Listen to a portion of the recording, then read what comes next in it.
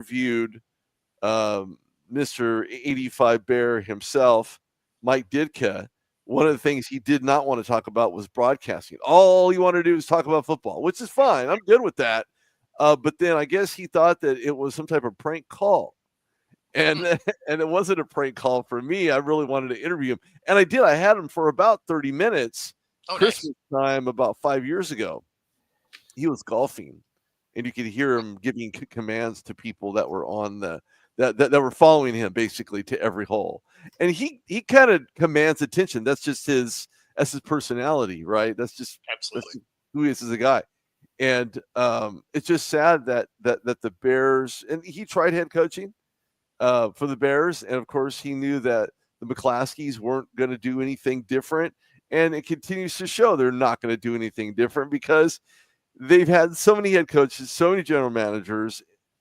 I don't know where to start. I mean, I feel like you're a little bit wrong. They've definitely found themselves in some solid water. It's hot dog water. Like that's what it is. Like it's gross. You don't want to be there. And that's the Bears. That's the Bears. I mean, when your fans come out and fill the stadium with paper bags, you know you're doing stuff wrong. Well, this is bad because the brown bags, hot dog water, I mean, that stuff becomes buoyant after a while, almost like a buoy in the ocean, waiting for someone to actually strike it to let them know they're there. And the Bears just don't have that. I mean, Ryan Poles, before that was another Ryan, and Ryan Pace, Phil Emery, John Fox, I think, was probably your best bet for head coaching, but sure, albeit for me to have Pete Carroll. Yeah, Pete Carroll's in the mix. Pete Carroll's in the mix. Yeah, he's in that conversation. They're going to talk to him and speak with him about that position. Do you think he can overcome the dysfunction that is the Bears, though? Better than going to the Giants. Well, I mean, at this point, you're comparing dysfunctional teams. I mean, that's like saying better than the Jets too. Apples with apples. Politely or politically politely correct. Yeah, but all those apples have worms in them. Like you're not eating any of those. That's true. He's not feeling good about it. It's that apple that you don't want. You don't want Cinderella to bite into, and unfortunately, the low-hanging fruit that are the Giants, the Jets, the Bears, teams like that are going to continually find themselves in times of trouble sooner rather than later. I mean, there was promise last year by Chicago, but there wasn't any this year. They started off relatively decent. All things being equal, though, I don't mind Pete going to the Bears because one thing that organization as a whole hasn't had is energy, and he exudes plenty of that. So, I mean, maybe he can make a shift within that organization. I mean, they need something, and if they're looking for something different, it would be Pete, based on the coaches that they've had. Sure. Well, I really feel bad. I missed all the excitement. My clients told me that the under bet was winning. I just didn't know how much it was winning by because I was at my bowling league where I had a pretty good night. I had a 783, which for an old timer. I mean, I'm turning the clock back here. Maybe that's the key for the Bears is turn the clock back and start playing like 1985 again. I just don't. I don't get how they don't score points. I really don't. That's what they've been trying to do. It's just horrible. That's what they've been trying to do is just lean on a defense. The problem is the NFL is geared towards offense now. So your offense needs to score. Like those old teams didn't have to score that many points as a defensive battle. They could keep people from getting in the end zone. You're not keeping people. I mean, they kept the Seahawks out, but in general, you're not gonna keep teams out of the end zone. Certainly not all year. So they can't really turn it back to 85. What they need is a coach that can get some points on the board. You need a top 10 defense still to win, right? Like obviously you see that, but you have to score points. Yeah. And look, and when you look at the protection for the Bears, it's worse than the protection that Seattle was having last night and the issues they were having last night. It goes beyond that. They made the Seahawks look like they were a playoff contending team, which they are. But we're talking a top 5, not if you watch pray and hope that 6-3. Like the Seahawks were not looking good either. Like it was. Remember the old show in the '80s, Football Follies? Like that's what that game reminded me of. Like there was so much bad football in that game.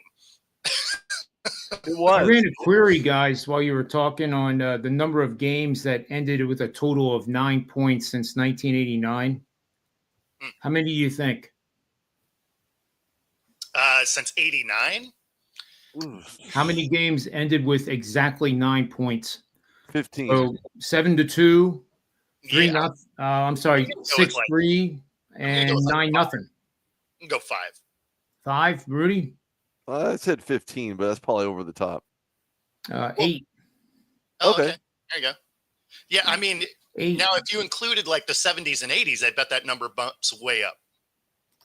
Oh yeah, yeah. It probably goes higher. Well, we've seen it yesterday, right? The Houston Texans at home managed 2 points. Yes. Well, you read my mind, Rudy, because I did a query on that too. If you wanted to know teams that have scored exactly 2 points, and there's only one way to do it. Yep. 4 times since 1989. 2 of those teams actually had winning records, which the Texans do, because I was curious to see, is it possible for a winning record team to have scored 2 points in a loss? And it did happen. The Falcons did it on the road against the Giants, losing 24-2. And then the Texans are the second team to do it, obviously, 31-2. The other games, 1993 and Week 15, Bengals lost to those great Patriots 7-2 when Drew Bledsoe must have hit a 3-run homer in walk-off fashion to win that one, I guess. Yep. 2011 was the Falcons and the Giants. 2013, the Jaguars lost 28-2 to the Kansas City Chiefs in Week 1. What a way to start a season. No surprise Anyway. from Jacksonville anyway. But, we didn't have a shutout until this week in the whole NFL season, so I guess the shutout was kind of due. Well, and I thought that one was actually going to end up being one, but but then, lo and behold, they had 2 really good special teams kicks, and they get a gift of 2 points, and that was the most exciting part of any Texans drive. Like, that was kind of a terrible game. Well, how do you split 10-2? Points? It seemed like it shifted the momentum, and I mean they did get the safety with Derrick Henry, of all people, not being able to break a tackle for the first time this season. I mean, it was kind of weird.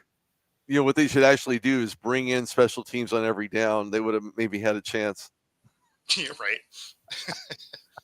Let's talk about another team that really needs to find a way to score points this week because they're missing their quarterback, and that would be the Philadelphia Eagles when they host the Dallas Cowboys in what has never really been a divisional rivalry, unless you're in Philadelphia and you listen to what they have to say when Dallas is coming into town, and they create those really creative T-shirts that say Dallas sucks on it. And I've actually attended Dallas games just coincidentally that the Eagles were the opponent.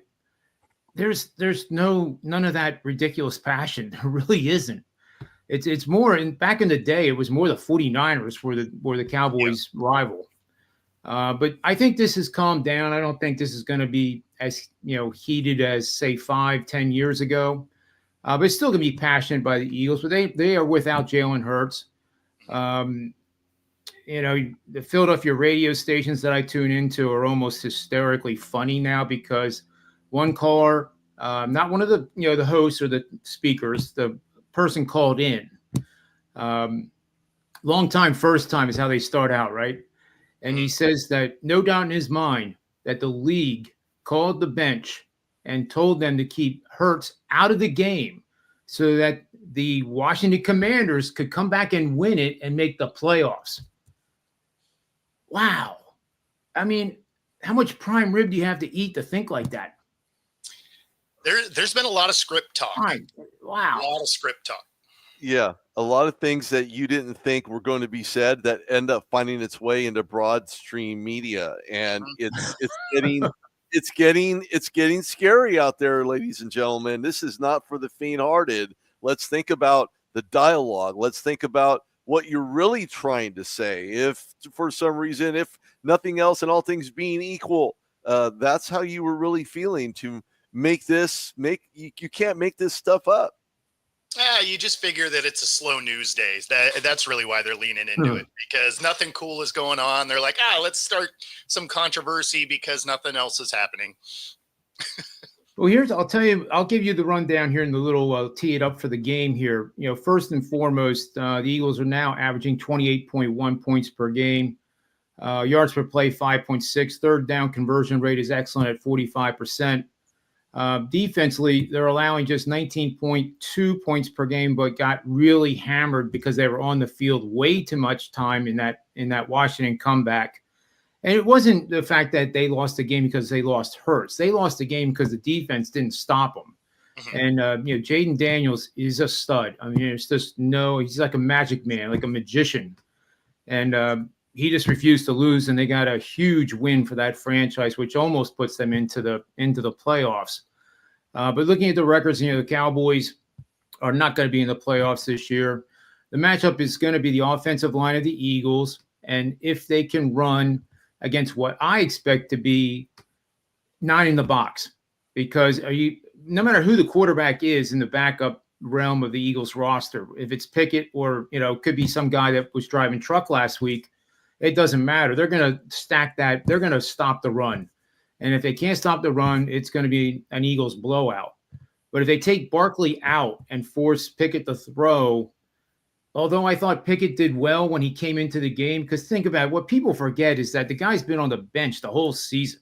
Yeah, he gets reps during practice, not with the first unit necessarily, but he gets reps. He practices his arm motion. But all of a sudden, there goes down Hurts, and all of a sudden, get in the game. That's very, very hard to do, folks. I mean, it's, and Bo, you will attest to that because you played professional football. So I thought he did exceptionally well. His accuracy, I thought, was very, very good, given the first time he's seen action since being a Steeler. And I don't think he's as bad as the people, the media was saying it was. That's what I think is going to happen with the Cowboys. And they're playing with passion. They won their last 2 games as underdogs. And granted, it was Carolina who was favored for the first time since, Ronald Reagan was president. But still, they got it done. And they're, the head coach has not lost the Cowboys locker room, as amazing as that is. So I think the Eagles here, even though they're a 7-point favorite, it was a lot higher. Might be a little overpriced. So let's start with Rudy and see if he agrees with me. There's a lot of things I like about the Eagles coming into this game. Now, they did sign Ian Book. So Ian Book is the backup to Kenny Pickett, which says not a whole lot. Only from the standpoint of, they need someone to back up because Jalen Hurts is clearly not going to play. So Ian Book has had experience. I interviewed Ian Book when he was at the Super Bowl down in LA just a few years ago. And he just wants to be in the right situation with the right coaching staff and, help create success for the franchise if he gets an opportunity to play under center. But the Eagles themselves, this is going to be a battle of attrition. I mean, the Cowboys obviously have no playoff hopes whatsoever, and their battle is going to be against this Eagles offensive line. Can they get a pass rush? Can they create something that looks like a pass rush? Is the secondary going to be able to stop anybody? Don't forget, Dallas on the other side of the ball will not have CeeDee Lamb. So Cooper Rush is going to have to really become very creative to find a way to get the ball downfield and matriculate that. The problem is that they don't have a ton of options on the offensive side of the ball. So CeeDee Lamb shut down for the season, for the remainder anyway, which is just 2 weeks, this Sunday and the following. I'm going to go under here only because I think that the Eagles are just playing way too well and the Cowboys are just playing way too bad and very underwhelming this time of year.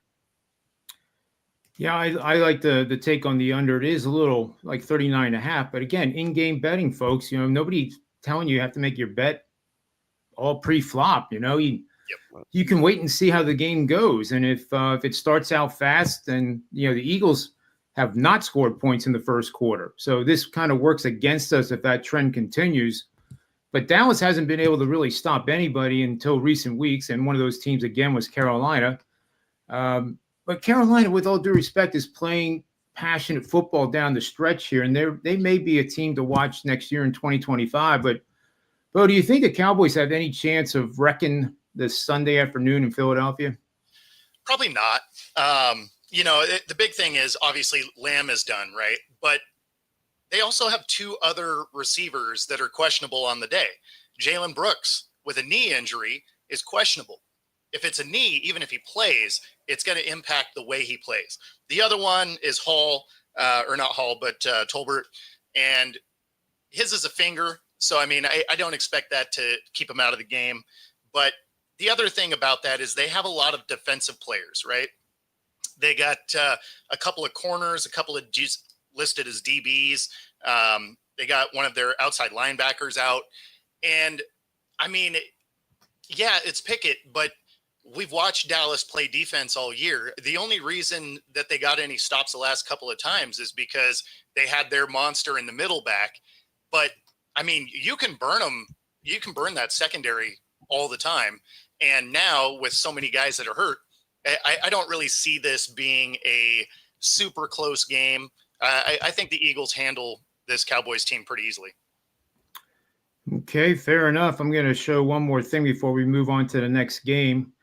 And hopefully I'll put the right slide up here. I have to see where it is here. We have, this is the data on the game. So you have Philadelphia Eagles, straight up record 11-2, 9-4 against the spread. 6-8 are the Cowboys. Eagles are favored by 3.5. That was the opening line. That's now up to 7. So before the season started, these were the prices. So before the season, week 1 game even started, Eagles were for this game at the Circa was -3.5. The total was 47.5.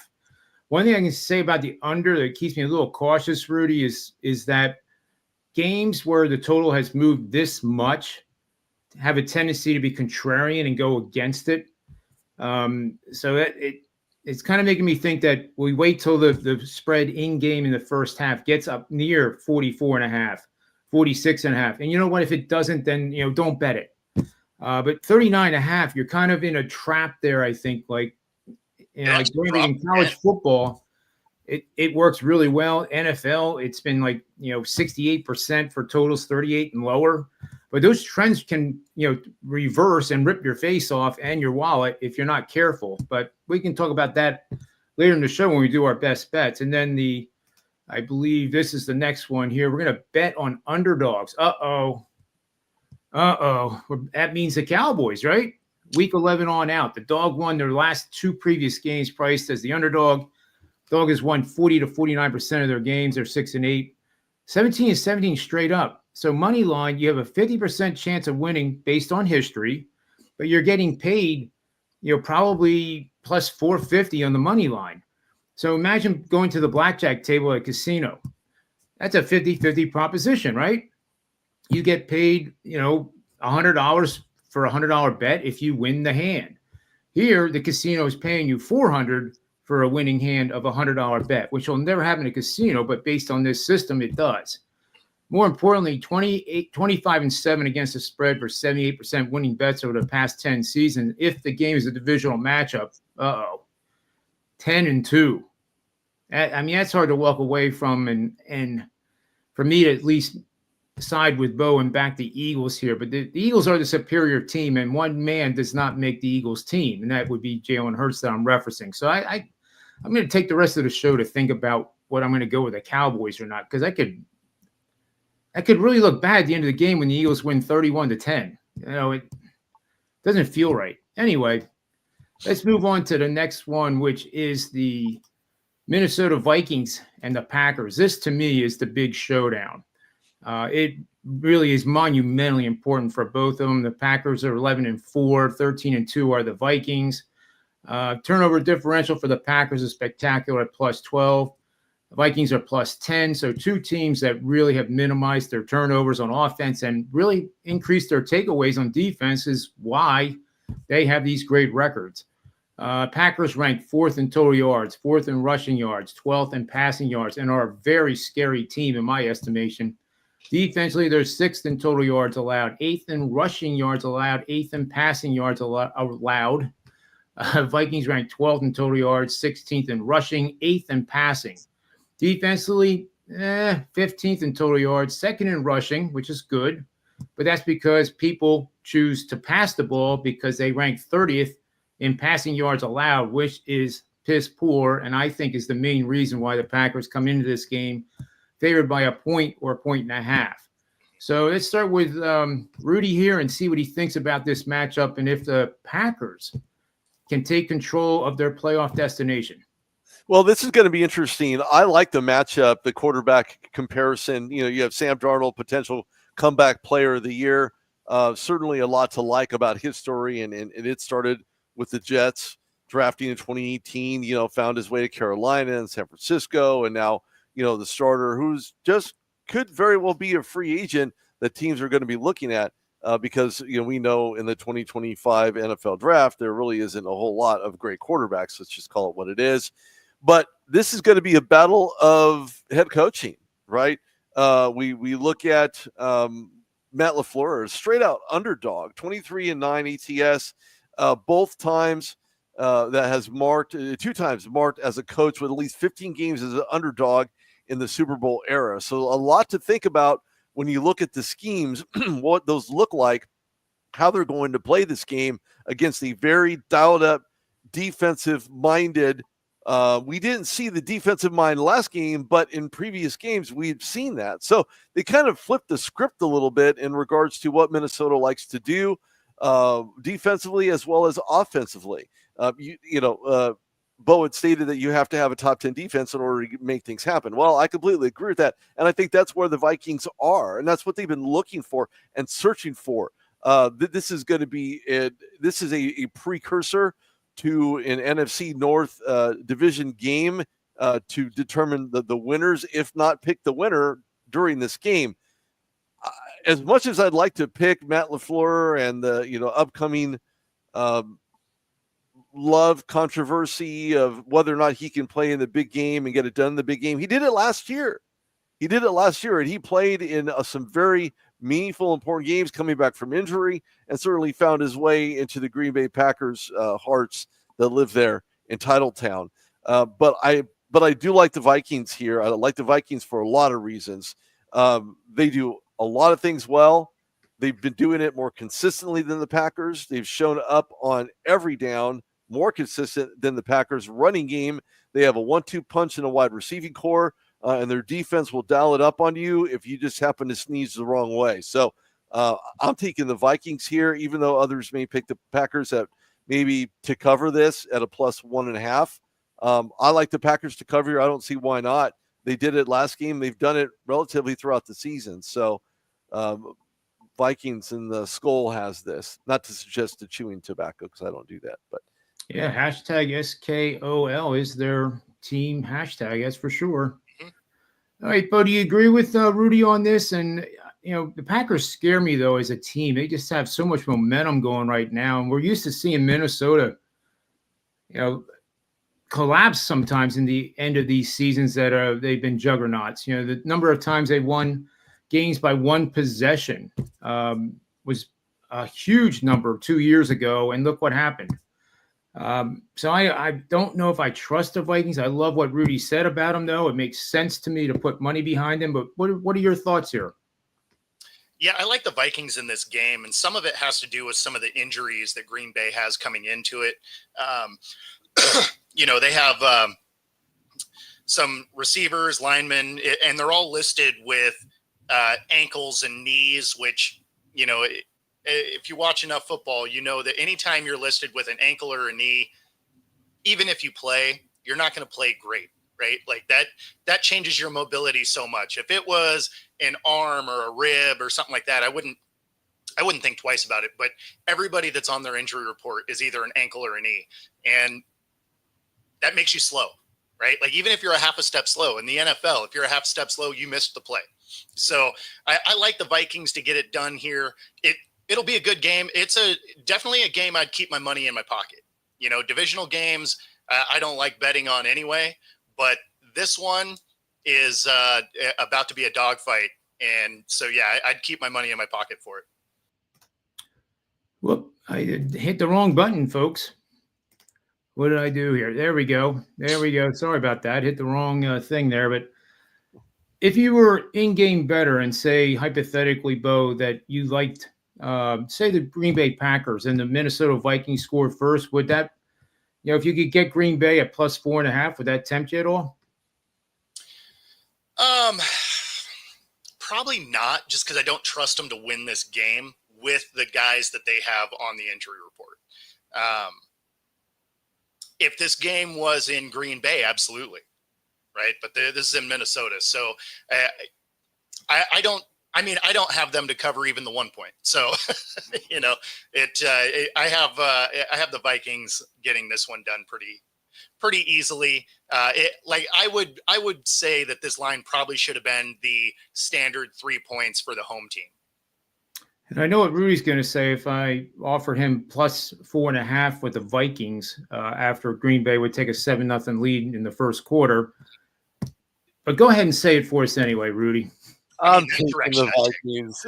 I'm still taking the Vikings. It doesn't matter. Absolutely. We're just way too consistent. They've showed the consistency. Yeah, the Packers have Edgerrin Cooper on the defensive side, has been an absolute phenom for Green Bay. But look, too many Vikings, too often, on too many downs. Yeah. Yeah, it seems like a game the first team to 24 might just be the winner. Yeah, I think it's going to be the turnover battle. It's going to be the one that's +2 that wins this game. Yep. And here's my little analytical thing. We're betting on the favorite. Now, this line has shifted. I believe, guys, Minnesota is the 1-point favorite now, if I'm right, as we speak. It wasn't. No, they're still a 1 dog. 1 dog. So this would apply. This is valid for Green Bay. Bet on any favorite. Our team has won 3 of the last 4 games. The opponent has won 8 or more of the last 10 games. 38-17 against the spread for 69%. Now, if this line did go, as I said, to Minnesota as a favorite, then this system is out the window because it only applies to the Green Bay Packers based on those parameters. So keep that in mind. Let's see. Let's move on to another game here, which is another big one here. 1 second to tee it up here. And that would be not that one. The Lions and the 49ers, Monday Night Football. 49ers getting somewhat healthy. Just too late to the party, and you guys are probably tired of me saying it. Every year, the Super Bowl participants, one of those teams in 21 of the 25 previous Super Bowls does not make the playoffs the following year. It's amazing that happens. But obviously, it's the 49ers this year. The Chiefs are the number 1 seed in the AFC, which is scary enough right now. I don't know if we should just give them the 3rd consecutive Lombardi Trophy now and avoid subsequent injury. I'm not sure. I want to see them play, though. But in this game, this is a really, really interesting play that would support the 49ers. And you're betting on any team that has failed to cover the spread by 33 or more points spanning their previous 5 games. The opponent has seen their last 3 games play over the total, being the Lions, by 33 or more points. So, again, money line, 36-35, playing blackjack at the casino table. But these guys are, a 3.5, 4 point underdog at home. So you're winning a blackjack hand, you're going to get paid like $300 for every $100 hand played. And if you do this over time, regardless of who the teams are, it's gone 36-35. Therefore, you would have made quite a bit of money just blindly playing this analytic using the money line. But it also has gone 50-20 for 71% over the past 15 seasons. And of those 15 seasons, guys, it had 1 losing season where it went 1-2 against the spread. So hardly, something that is a losing slump, but it did have 1 losing season out of 15. So this is a pretty powerful one that supports the 49ers. Let's start with you, Rudy, and see what you think of if the 49ers have any desire to knock these guys off. I don't think so. There's a lot of injury reasons why. No Christian McCaffrey, no Brandon Ayuk, no Deebo Samuel. who's playing to step back this season. Juwan Jennings, George Kittle. Can they get something done? I don't know about that. The Lions are banged up too, so I take nothing away from what the 49ers game plan is against those injuries that the Detroit Lions are just continually feeling like a domino effect, right? This is just a battle of, can the 49ers spoil the Detroit Lions and put them in a situation where they have to fight for their lives, sink or swim, against a Minnesota Vikings team, which is going to happen at least maybe for postseason, which is only 2 weeks away essentially, or a week lack thereof. I don't know that the Niners can actually win this, but I know they'll at least come close to this. I'm taking the Lions in this game, but I'd like the 49ers to at least cover at 3.5. And being a Monday Night Football game, who's been better at Monday Night Football than the 49ers historically? So this is going to be a really good matchup. There's just too many losses for the 49ers. I just don't believe that the same 49ers team we seen back in 2020. They're definitely not the same 49ers team we seen last year. And they have an uphill battle headed into off season with a lot of questions. Brock Purdy is a question, whether or not to keep him in the long term, whether they go back in the free agent market. Heck, they could go and get Sam Darnold back in free agency if they wanted to, because they had released him, and look where he's playing now in Minnesota. We just talked about that game. So a lot to unwrap here for the Niners headed into off season. But I think the Lions will end up taking this one. And I think the Lions have a huge advantage here playing on Monday, because they get to see the result of that Packers-Minnesota game. And if the Packers would win, then a win by the Lions sews everything up. And I believe it does sew up the number 1 seed. Yes. So, that line, wherever it is right now, let's see what we got it priced at. Detroit, 3.5. And that's because their defense is just, they have a starting unit that's on the injury list. It's not, I'm not exaggerating, but that's why I think that the 49ers have a puncher's chance here. But I think this line will go to 4.5 if the Packers win. So, for those of you out there that like Detroit a lot, it's probably better to bet it now and then see how that game goes. It's not going to move off of 3.5, even if the Packers lose the game. There's still immense pressure on Detroit to win the game. But I think having that extra fuel to get that number 1 seed out of the way would really get a lot of people interested in back in Detroit, even though it's on the road. What do you think, Bo? No, I don't think it's going to be as close as you think. I have the Lions here comfortably, and some of that is, to some of the injuries that Rudy alluded to. One of them, Greenlaw, is out. Trent Williams is out. Another offensive tackle in McKivitz is out. So, I mean, they have so many people on this injury report, a lot of them on the offensive line. This could be even though there's a depleted defensive unit for the Lions, this could be a rough day for Brock Purdy back there. So I'm going to go with the Lions get this done. They're just not going to have enough to stick with them. And, it's just not the Niners' year, right? Every turn they seem to get hurt. At least with the Lions, all of their injuries have been on the defense, so they still have that high-flying offense to play with. So, yeah, I'm gonna go with the Lions on the road, get it done, and sew up that number 1 seed. Sounds good to me. We got one more game left, and it's a very intriguing one, at least to me, and that is the Falcons and the Washington Commanders.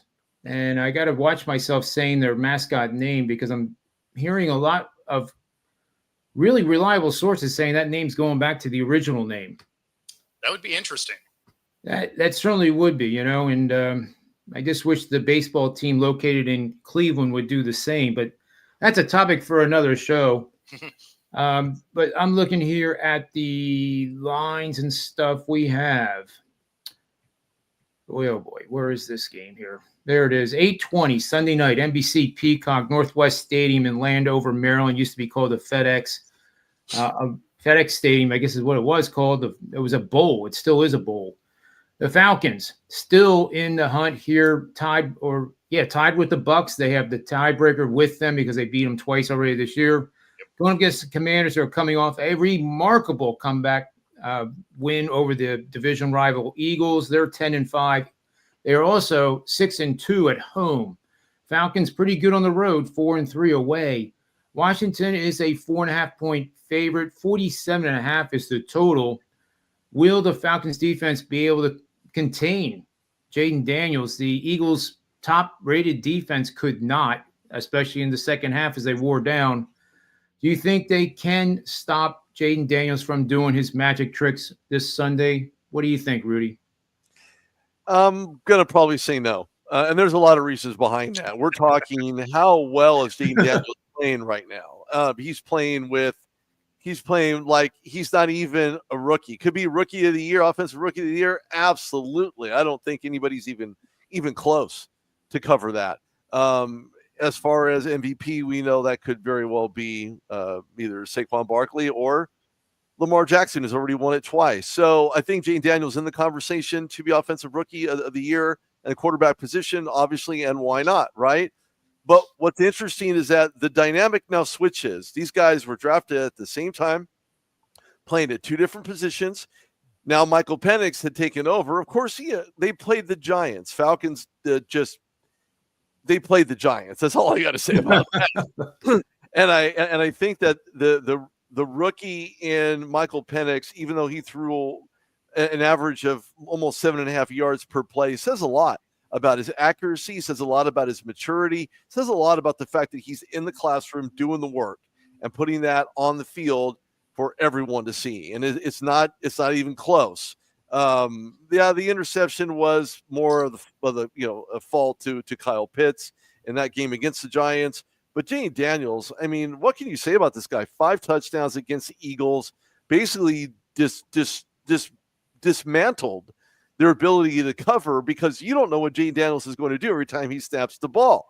And okay, fine. So now they're facing a team who basically is almost dead last in the NFL in run defense, with the Commanders. So this is going to be a very pivotal game, because right now you have the Falcons fighting for their playoff positioning and playoff life.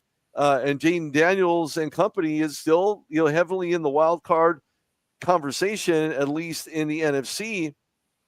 And I like the Falcons here to cover, but I'm picking the Commanders because they've just been playing too good a football too often. We see the change from Kirk Cousins, who's had more interceptions than completions and first downs and touchdowns, and it's just going on and on and on. So I'm picking the Commanders, and hopefully, with my fingers crossed, they'll go back to the Redskins sooner than later. Yeah, I think it's the Washington Commanders who, they're a team that, wow, if the Eagles would somehow find a way to lose, I saw Washington this morning was 40-1 to win the division. If they win out, and the Eagles aren't going to lose to the Giants, are they? The odds are low. Even if they don't have their starters in the game, I think they still win the game, right? Well, they would have to play, if they lose against Dallas, they have to play the starters to win the division then if Washington wins. But anyway, Bo, do you agree with us on Washington here, or do you think the Falcons actually have a chance to pull off the upset? Do they have a chance? Sure, because they've been wildly inconsistent, but especially over the last 4 or 5 games. That being said, I think Washington gets this done. It is a really important game for them. Not that it's not for the Falcons, but this would basically punch their ticket to the playoffs, right? Getting this win. So I'm going to go with they get it done. I like Penix. I thought he was the most NFL-ready quarterback in this draft, even though he wasn't going to get a start. And so now that he's in that role, you're going to get to see consistent play. But at the same time, Washington has the advantage of they at least have last week's tape, right? So they get a plan for him a little bit better than the Giants did. Not that the Giants have, planned for anybody well, really. But so, yeah, I like Washington here. I kind of am with Rudy in the way of I do like Atlanta to cover. I think they're going to be dynamic enough to keep it close, but I'm going to go with Washington to win. Yeah, the 4.5 is kind of juicy as opposed to 3, of course. That's logical to think, but this game could end up being a 3-point game. After all, Washington could be up 10 with 2 minutes to go, and a meaningless touchdown just helps them drain the clock and get the win. So I could definitely see that happening. It might be an interesting way to play it too. Washington money line, and here's why I think lose to the Giants. Yeah, I'll give you this video clip. Okay. They're actively trying to lose. Watch the right side of the line here. We don't know what we have going on here on the right side for the Giants. This is just a complete mess. I mean, they're not even entertaining blocking. Yeah, I got to see that again. Yeah, here I'll do it. I'll rewind it a little bit. So, if you watch, the guard and the tackle just let these guys straight through, right? Like barely a chip to the shoulder. That guy dives on the ground. Like Drew Lock be leaving in a body bag if he's playing too many games like this. So, wow. Yeah. So I don't feel like anybody's going to lose to the Giants. They look like they have sold out for the number 1 pick. Yeah, I think tanking in the NFL is not like tanking in the NBA, because longer before an NFL season, at the end of your season, that you're going to get that better lottery pick, right? So the NFL and guys who are just folding, collapsing like dominoes at the line without even being touched, that just speaks to the discredit and dysfunction that is the New York Jets. Now, let's go back to Michael Penix for half a minute. I had said this from the beginning of the season that I would see him sooner to come under center to replace Kirk Cousins than he actually did. Is that the fault of Morris? Absolutely, because he gave too much of a leash to Kirk Cousins. Basically hangs himself with every single leash that he's been given, like he's going to be kenneled. And then now here comes Michael Penix, gets his first win. Who knew? But against the team, in all fairness, that is way below 500 in statistical categories, they're finding themselves in the bottom. They're like the bottom feeders right now in the league. So could you think that these guys were going to give Michael Penix a chance to get the ball downfield? They just folded, and that's all there is to. You got to know when to hold him. You got to know when to fold him. The Giants are folding, and Michael Penix took advantage of it. So I think Michael Penix will get his due. I think he'll get what people are looking for from him, which is accuracy outside of the pocket, make things happen on the run, getting first downs when he needs to, and playing like he should have been the starter the whole season. And you know what? He should have. Yeah, I have no disagreement with that. Yeah, I kind of thought he was going to get it, take over at like week 8, week 10. I was like week 6. I mean, before the season started, I was thinking it was going to be week 8, week 10 was going to be that spot. Yeah, absolutely. Yeah. But no, to the discredit of and the dysfunction of the decision-making process, we've seen it last night. We've seen clock management be an issue for the Bears, but it's always been an issue for the Bears. Even with Eberflus as the head coach, we've seen this type of dysfunction and lack of understanding of an actual play clock. True. It's extremely true. And extremely. An 8-year-old playing Madden would have known to call a timeout. Right? Yeah, as soon as your guys weren't lined up right, you just. Yeah, you gotta know what play. You're gonna run. Seconds. Yeah, I mean, you're in the game right now. Who I feel bad for, even though he's taking the heat for it, is Caleb Williams. He's been under pressure so much. Not only pressure from the offensive line, but the amount of personal pressure he has put on himself throughout the season. Anybody watch that piece that he was in a pregame manner where he was talking about how, the expectations that he's faltered on from his own point of view, that he needs to get better in the next season? That's footwork and that's accuracy. I don't question the accuracy necessarily. I question the offensive line. And to the credit of some of the Thursday Night Football commentaries, Andrew Whitworth and Ryan Fitzpatrick stated that these organizations like the Jets and the Bills are all working on the outside in instead of working on the inside out. Right? We think of position guys. Michael Penix, good example. Offensive line needs a little beefing up, but again, they're actually a much better team than the Giants are. And you look at the Giants, say to yourself, well, they can grab and pay someone like a Daniel Jones an exceedingly amount of money that doesn't even cover the cost of, his transportation inside an NFL chartered plane by the team. I just think that you have to start at the offensive line if you are the Chicago Bears. If you don't, then you're going to have the same exact season. You're throwing something at the wall, expecting it to stick. You're going to have the same results.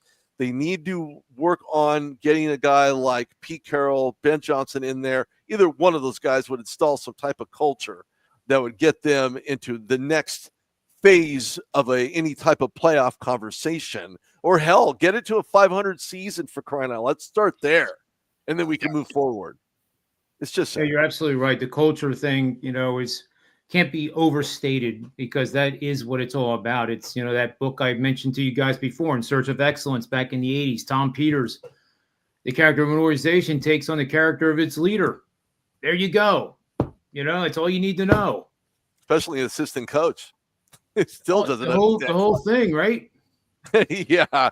I think Chad Edmonds has a good point here. Nix is okay. I like Nix. I take nothing away from what he's done in Denver.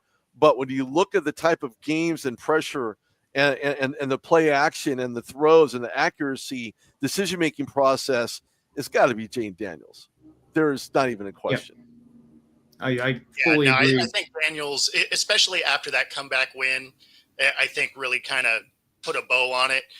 During that like 3-game slide where they really weren't playing very well, and Bo Nix actually really kind of elevated his game, that's where the conversation started to get tight, because, the NFL is a recency bias thing, and that's week to week. So if he were to finish the season kind of floundering a little bit and Bo Nix was coming on strong at the end, Bo Nix could steal that award.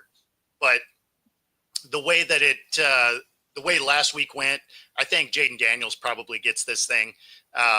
You have to think that Lamar got himself back into that MVP conversation after this last week also, because, Josh Allen was dominating that conversation. Saquon was kind of he's there. He basically has to break the rushing record to really have a shot at it. But I think Lamar, especially after that run-in touchdown, I think got the conversation back to where he could potentially win back-to-back. But, edging Saquon down to third now, it's between him and Allen. Yeah, Allen is 225 favorite now. Lamar is plus 180, so a bit of a gap there. And then it's a huge move to Saquon at 18 to 1. Jared Goff 33 to 1. So once you get to these prices, it's not worth a pizza money bet. Not probably going to happen. You're just throwing it away at that point. Exactly. Offensive player of the year, though, is Barkley by a gazillion miles. Yeah, no question. 16 to 1 odds. Yeah. TJ Watt, defensive player of the year, is the heavy favorite. Offensive rookie of the year, Jaden Daniels, for what it's worth, is minus 100 to 1. So you you basically have to throw down 100,000 to win 1,000, which nobody, not even a professional bettor, wouldn't do. But more importantly, anybody in their right mind would not do that. So the downside is too high. Jared Verse is the 5 to 1 favorite to win defensive rookie of the year, and comeback player of the year, of course, Joe Burrow. So it seems like these awards are just about decided based on the markets, and they're usually pretty right. The Josh Allen, Lamar Jackson thing could change, and Barkley might be the pizza money bet in case he does break the record. He needs 135 a game in the last 2 games to do it. He could get 270 against the Giants, but then you don't know if they're going to have to play. That's the big unknown there. But it might not be bad to put $10 on Barkley, just in case. Anyway, let's move to the best bet segment. We're hitting 65% against the spread. We did go 1-2 last week. My play lost. I believe one of you guys won. I just can't remember which one won. But it's a team effort. That's right. There's no I in team, but there is in win. So let's give out 3 winners today. I'm going to start with one that might seem a little bit of a reach, but the Tampa Bay Bucks are now at the highest price they've been as a favorite all season. They're playing a team, as we mentioned before, the Carolina Panthers really are showing some life. They're playing better. But historically, these teams that do this with losing records who have really struggled, it gets to a point in the season, last 2 weeks, where am I going to play my rounds of golf here in the next month while the playoffs are going on? I'm not saying every football player plays golf, but that's symbolic of, time off. Mm-hmm. So I would think Tampa Bay here at -8 is my best bet. I think they get out ahead. They take out any idea that they're going to try to be upset by the Carolina Panthers. And what happens in the second half, then you get up by 3 scores and it ends up being pretty ugly. Because what does Carolina have in terms of motivation to come back and try to upset them? Absolutely zero. So I'm going to go with Tampa Bay as my show best bet. Let's move on to Rudy, and then we'll have Bo bring up the anchor. And don't forget, Bo has a show here in about 10 minutes. Yep. Which is a very good one, and he'll tell you all about it when his turn for the best bet. But you got to tune in for that one as well. Take it away, Rudy. I look at the Colts and I look at the Giants. I think to myself, man, how bad are the New York Football Giants? Well, they've been bad, so bad that they're going to actually show signs of life. They're going to flip the script here, playing against the Indianapolis Colts. I hate to say that, but it's true. This is a luck game, and I don't mean an Andrew Luck game, and I don't even mean the horseshoe as being part of the lucky spot here. But the luck side's on 128 and 78 and 6. ATS is 61%. The Giants are the side here. I don't know that you're going to push or be any rush to bet this, even if for some reason the Colts get up by 7 early in the first. But I think the Colts to generate some significant interest throughout the week as they're fighting for their playoff lives. But I'm going with the Giants as an upset here. I know we've seen them folding like a deck of cards, or the Trojan horse entering Rome, but they're going to find a way to get a very squeaky win here, and it's not going to be easy. I think the number will be a lot closer than it actually appears. I'm going with the Giants here at least a plus 8.5. I'm interested to know what the betting total is for the number of bags being worn over the Giant fans' heads. Right? 20,000? I'd take the over. Well, what's your best bet for the show? Yeah, I'm going to go with the Cards to cover against the Rams. This is a divisional game, and they're getting 6.5. So I like the Cards to play them tough. They don't have anything to play for, really, but they do get to play spoiler a little bit, and everybody enjoys that within the division, right? Like, you get up for divisional games, especially if you can wreck somebody's playoff chances. That's one of those, if I can't go, you can't either. And so I like the Cards to cover that 6.5 point spread. I like it too, because the public is all over the other team being the Rams, and why not? They've been really hot, but I think this is a great pick. I like the Giants pick too, because obviously nobody in their right mind is going to pick the Giants. Right, Rudy? Yeah. Especially, I'm just kidding. We just watched.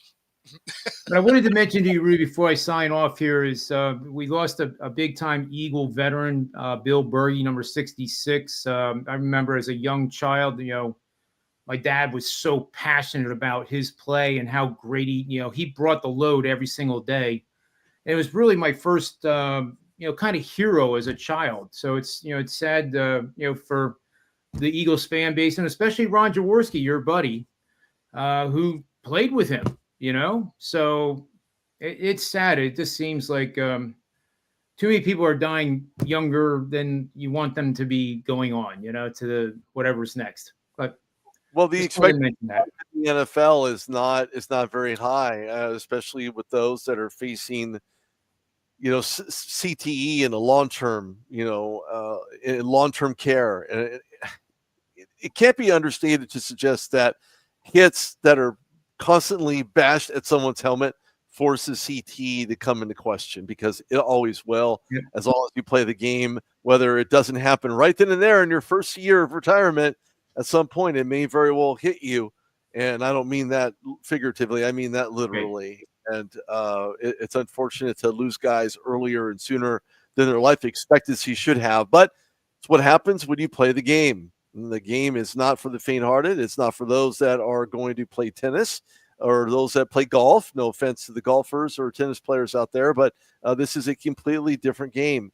So it's sad to hear about guys going a lot sooner. Well, we're going to let Bo go here. Remember, folks, our bets do real well. There's no promise that we're going to go 3-0. We're pretty confident we're going to go 2-1 or better. But always remember, bet with your head, never over it. And may all the wins be yours. Thank you very much for watching. We'll see you next Thursday at 11 a.m.